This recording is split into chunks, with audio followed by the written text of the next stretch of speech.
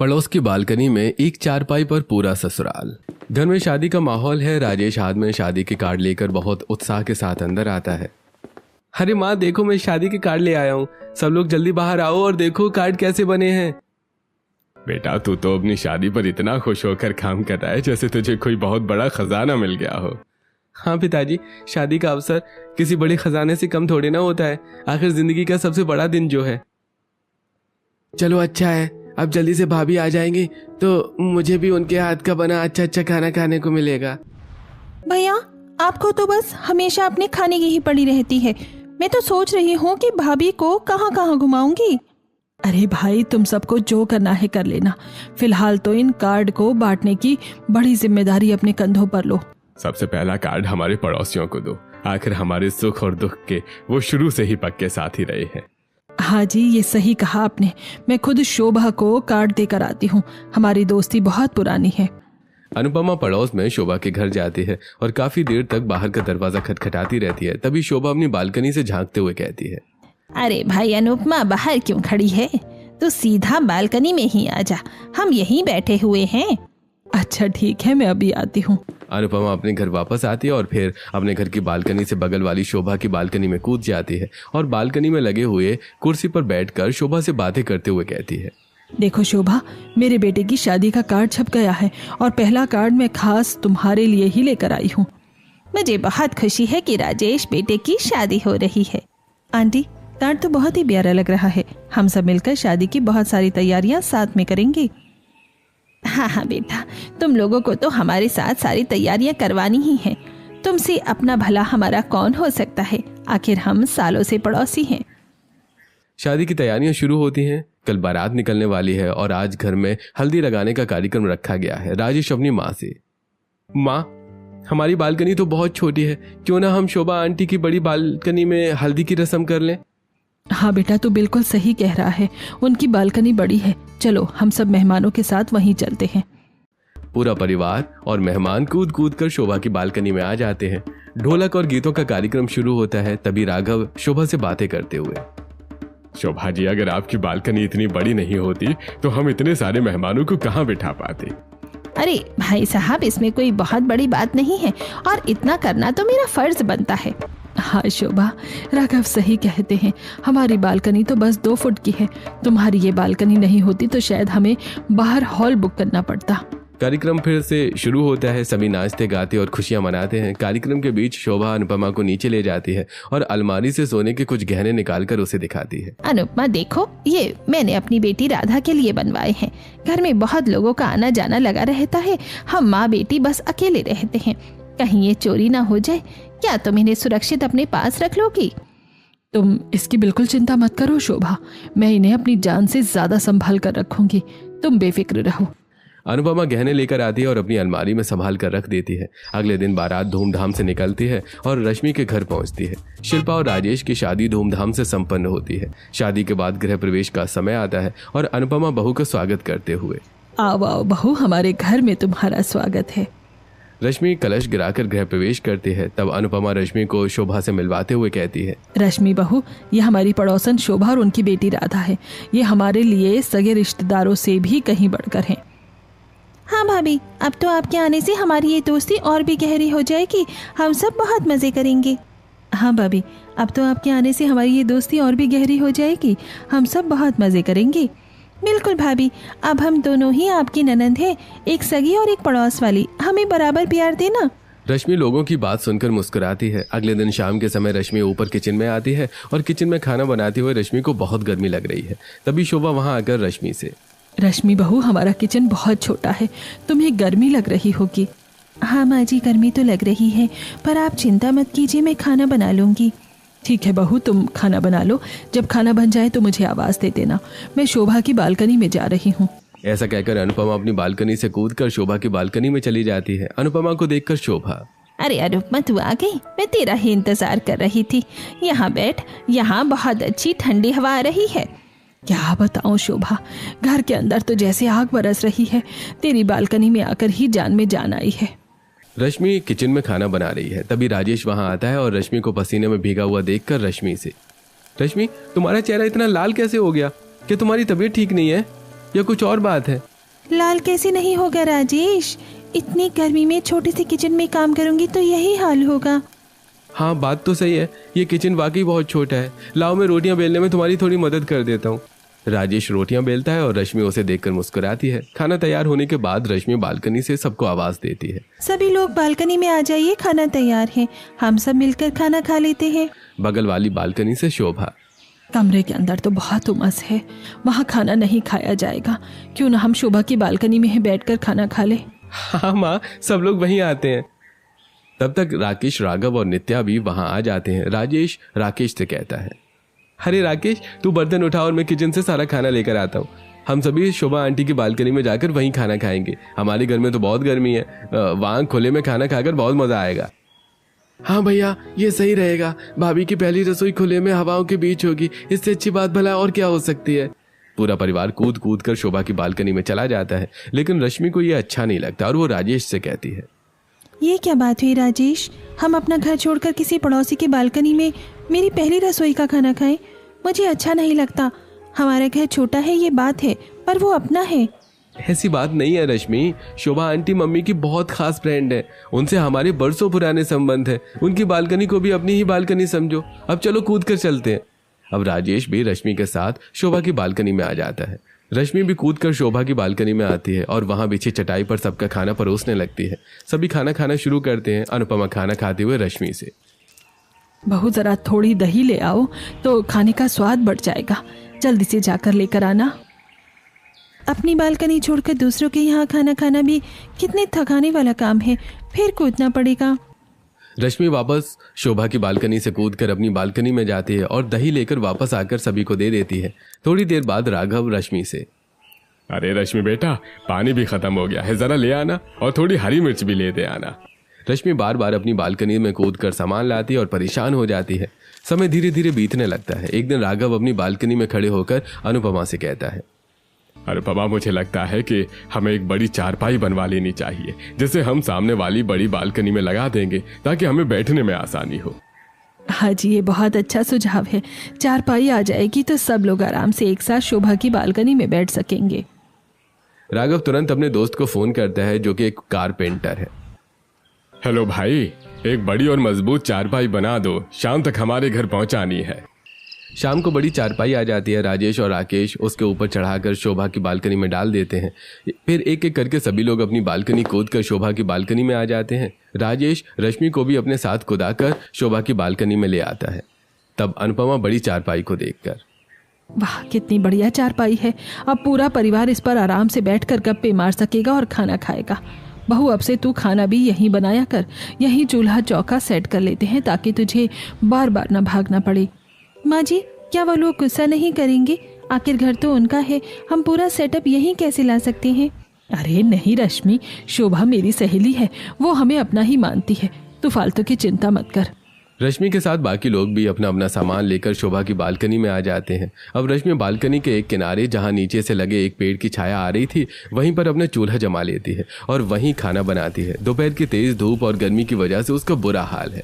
माँ जी, यहाँ तो बहुत तेज धूप लग रही है, बालकनी में खड़े होकर खाना बनाना भी मुश्किल हो रहा है। बेटा, बगल वाले पेड़ की छांव तो आ रही है, थोड़ा एडजस्ट करो, कम से कम हवा तो मिल रही है। दूसरों के घर में कब्जा करने से अच्छा तो अपने घर में रहना था, पता नहीं ये कब खत्म होगा। थोड़ी देर बाद शोभा और राधा नीचे से ऊपर आती हैं और देखती हैं कि पूरी बालकनी पर अनुपमा के परिवार का अधिकार है। तभी राधा धीरे से अपनी माँ के कान में, माँ ये देखो, इन्होंने तो यहाँ चारपाई डाल दी और सारा खाना पीना भी यही शुरू कर दिया है। चुप रहे बेटा, कहीं उन लोगों ने सुन लिया तो उन्हें बुरा लगेगा कि हमारे पड़ोसी जो हैं। तभी शोभा अनुपमा को देखकर, अरे तुम दोनों माँ बेटी भी बैठो ना। देखो रश्मि ने कितना अच्छा और स्वादिष्ट खाना बनाया है। नहीं आंटी, हमने खा लिया है। माँ, मुझे तुमसे नीचे कुछ बहुत ज़रूरी बात करनी है, चलो अभी। शोभा और राधा नीचे अपने कमरे में आकर बात करती हैं। माँ, ये क्या हो रहा है? उन लोगों ने तो पूरी बालकनी पर कब्जा कर लिया है, हमारे लिए जगह ही नहीं बची। बेटा, वो पुराने दोस्त थे, मैं उनसे क्या कहूँ, जाने दे, थोड़े दिनों की ही तो बात है। माँ, तुमने तो कुछ ज़्यादा ही दोस्ती कर रखी है, मुझे ये सब बिल्कुल भी पसंद नहीं आ रहा है।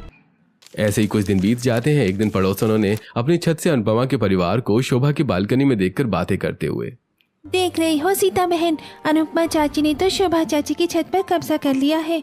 हाँ बहन वही तो, भला दूसरों की बालकनी पर कब्जा करना कोई इन लोगों से सीखे। बेचारी नई बहू को भी इनके साथ इस बड़ी बालकनी में रहना पड़ रहा है।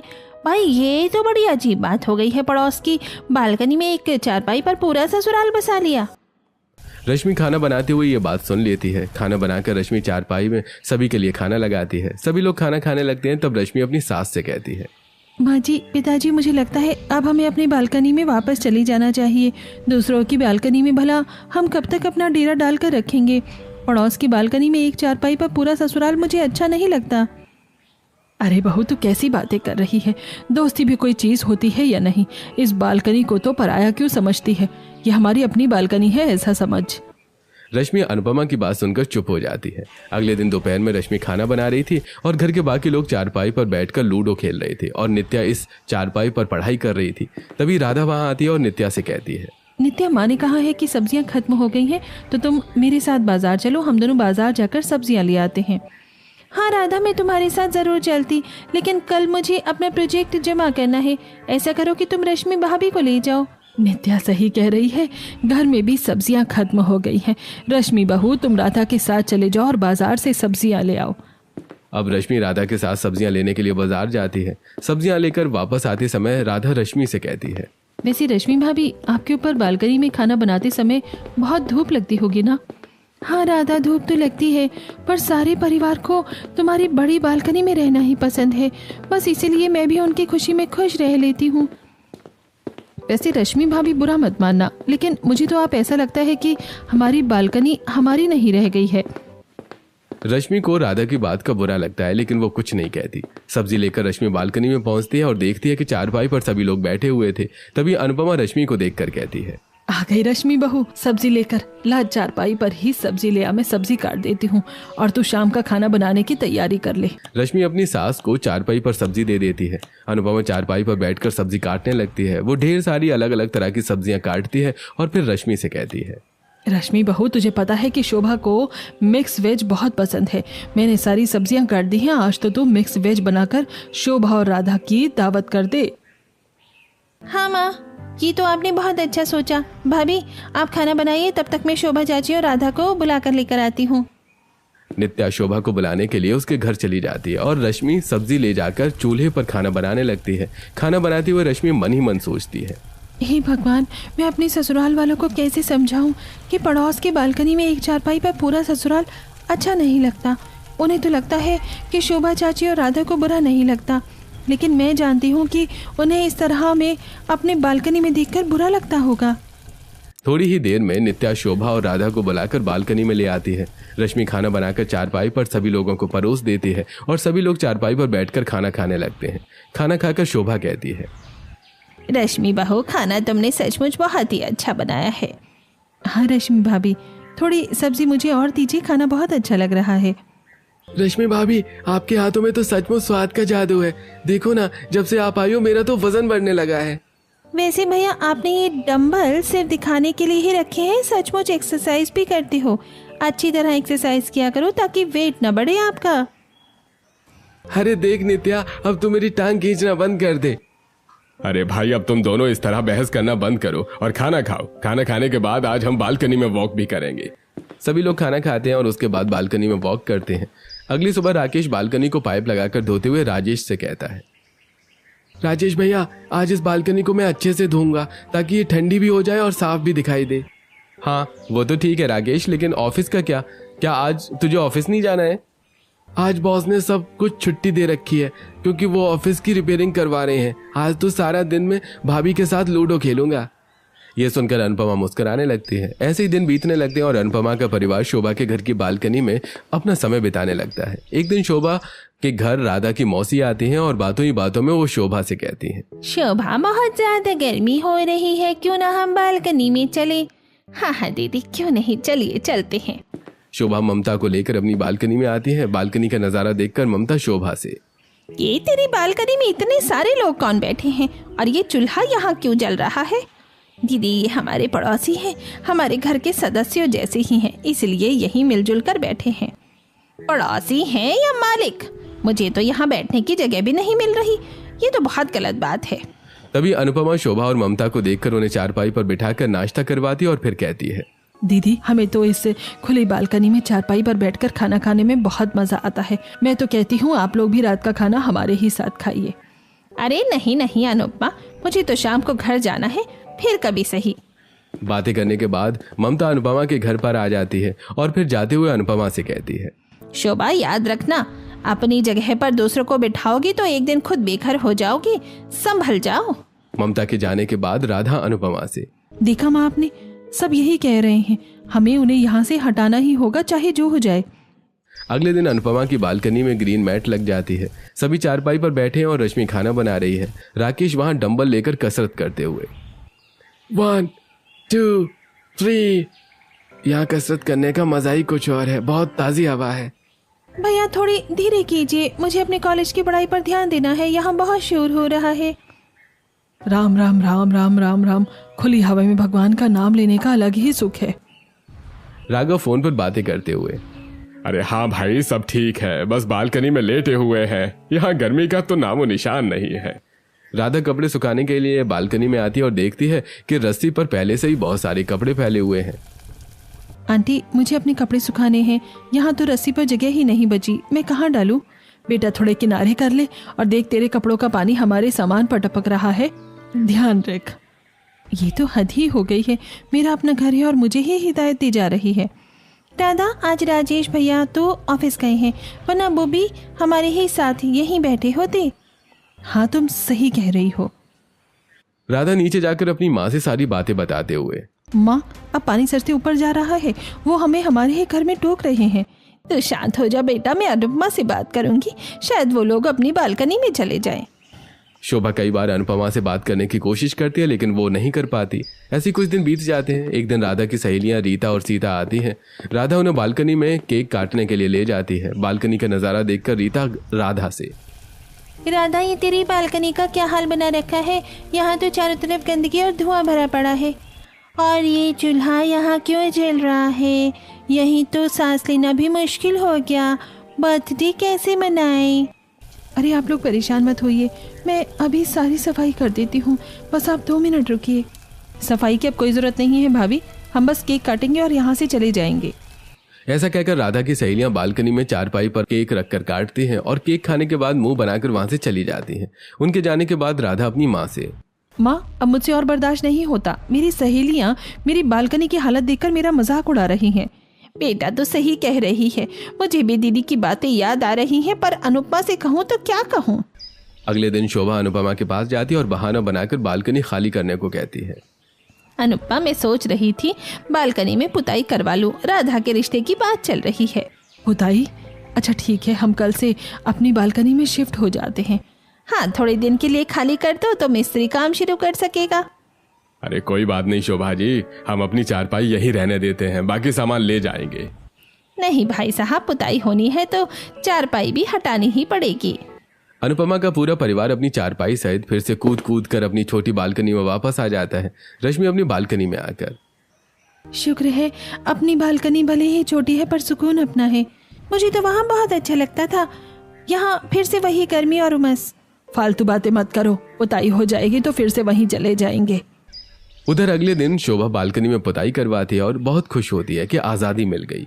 माँ अब लग रहा है कि हमारा ये घर है, कितनी शांति और सफाई है। हाँ बेटा, अब मैं उन्हें फिर से यहाँ नहीं आने दूंगी। अगले ही दिन सुबह सुबह फिर से अनुपमा का पूरा परिवार कूद कर वापस आ जाता है और जब शाम को शोभा और राधा बालकनी में आते हैं तो उन्हें देखकर हैरान रह जाते हैं। अनुपमा उन दोनों से, शोभा देखो पुताई कितनी अच्छी हुई है, अब तो यहाँ और भी मजा आएगा। तुम लोग फिर से आ गई? मेरा मतलब अभी तो पुताई सूखी भी नहीं होगी। अरे सूख गई है शोभा जी। बहू आज यही शानदार खाना बनाओ, जश्न मनाएंगे। ये लोग तो बेशर्मी के हद पार कर चुके हैं, इन्हें प्यार की भाषा समझ ही नहीं आती। अनुपमा और राधा अंदर चली जाती हैं। तब नित्या अपनी माँ से, माँ देखो बालकनी कितनी चमक रही है, अब तो मैं यहीं सोऊंगी भी। रश्मि अब तो तुम बढ़िया सा खाना बना लो, सब लोग चारपाई पर बैठकर आराम से खाएंगे। माँ जी मुझे लगता है हमें अब यहाँ नहीं आना चाहिए, उन लोगों को बुरा लग रहा है। तू चुप कर बहू, तुझे क्या पता दोस्ती क्या होती है, जा खाना बना। अनुपमा का परिवार दोबारा बालकनी में जम गया है। शोभा और राधा अपने ही घर में बेगानी महसूस कर रही हैं। राधा अपने कमरे में गुस्से से अपनी माँ से, माँ देखो, पुताई खत्म होते ही ये फिर से यहाँ दमके। अब तो हद हो गई है। बेटा तू तो जानती है ये हमारे सालों पुराने पड़ोसी हैं, हम भला इन्हें क्या कह सकते हैं। चल जाने दे, हटा।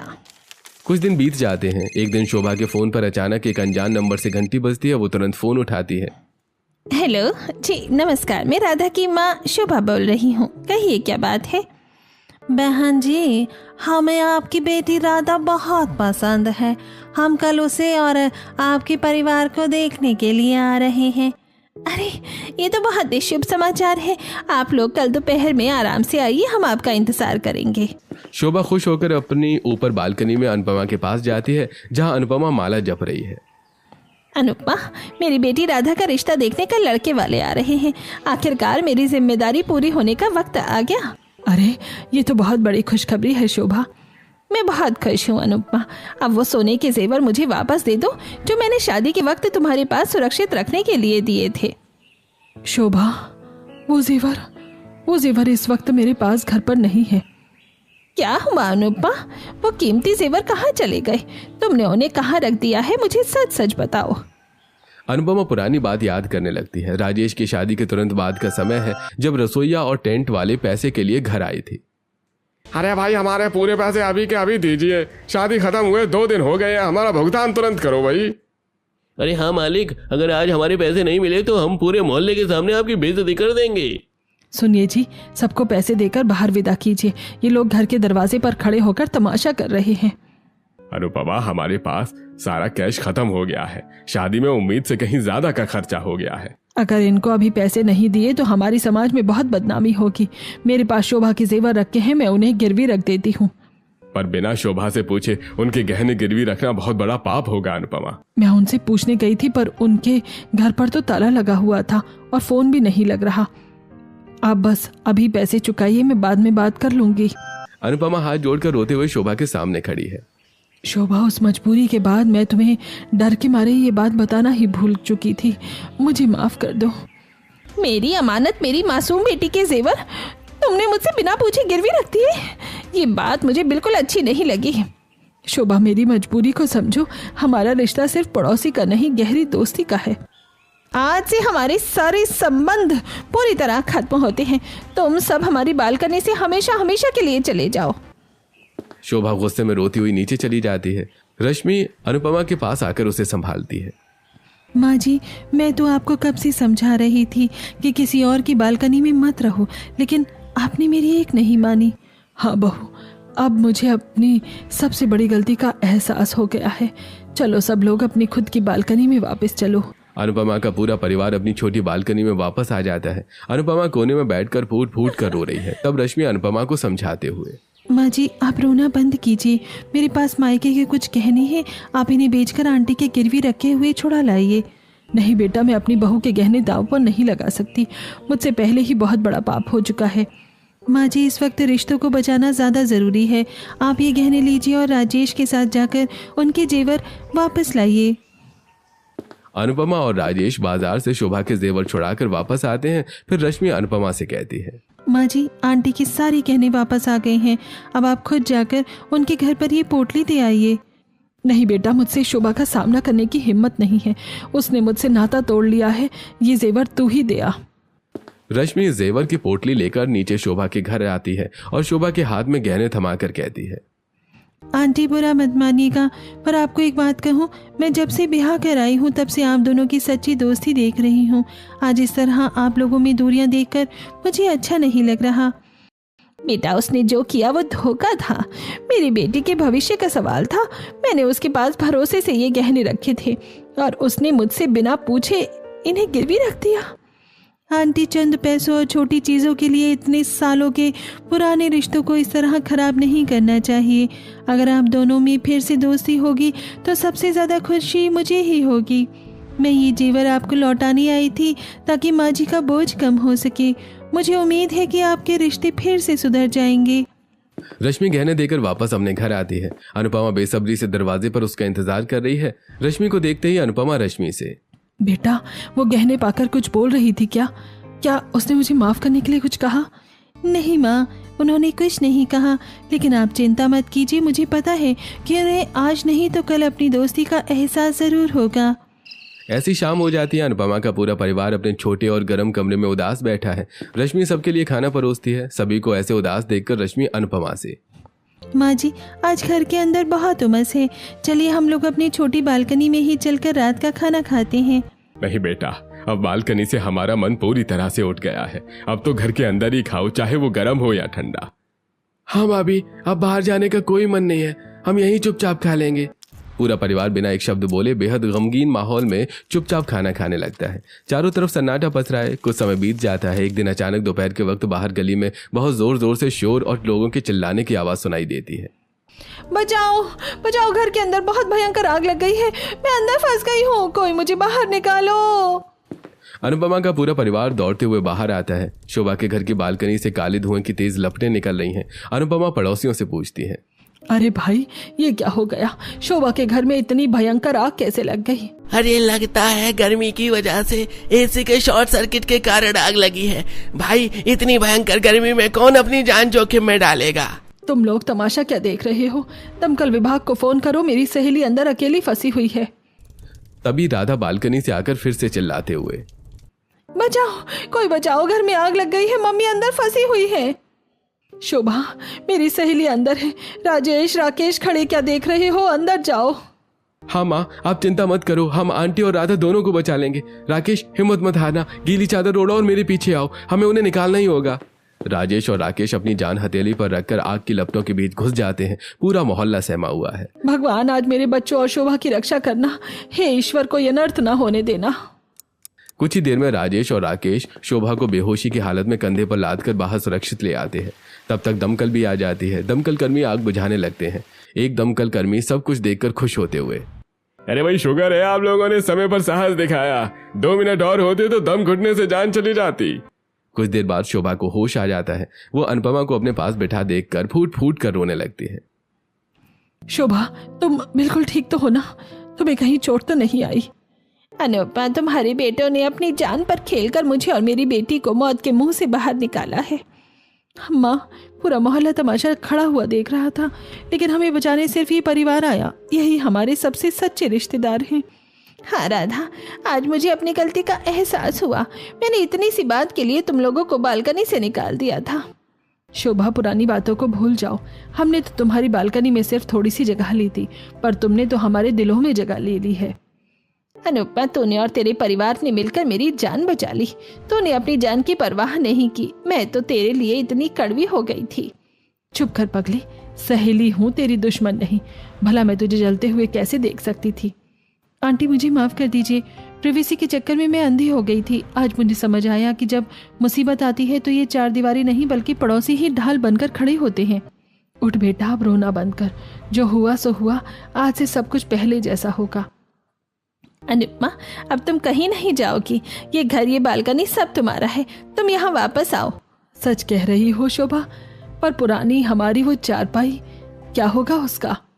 चारपाई फिर से उसी बालकनी में बिछेगी और रश्मि बहू रसोई भी अब बालकनी में ही सजेगी।